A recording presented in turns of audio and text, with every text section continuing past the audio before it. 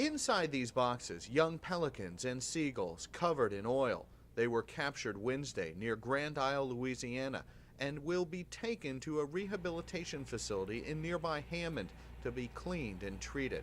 Since the well was capped on July 15th, more than 775 birds have been rescued. That's more than the number brought in during the final month the well was gushing. But rescuers say the animals being found now are more lively and have a much better chance of surviving. We're not seeing the heavy oiled wildlife.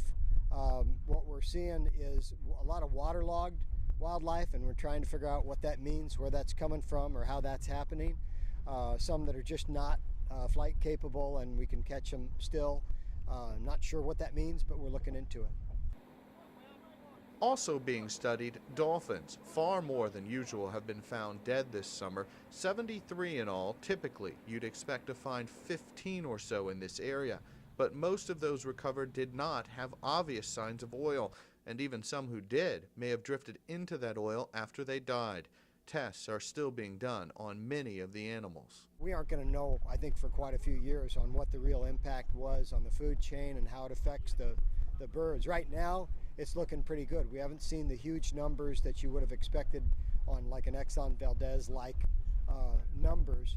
As for the oil, it is nowhere near as visible as it was in June or even July here, but still can be seen along some shorelines and even on the absorbent boom. You can still see it's still here, and actually the tide actually kind of rejuvenates it, and you can actually smell it in the air right now here. So they're still working to clean this up. In all, about 3,800 oiled birds have been found dead or alive, but as cliche as it sounds, it certainly could have been worse. And over just the past few days, the numbers have begun dropping dramatically. We're not pulling out the same amount of birds, and that's obviously good. Rich Matthews, The Associated Press, Baratarria Bay, Louisiana.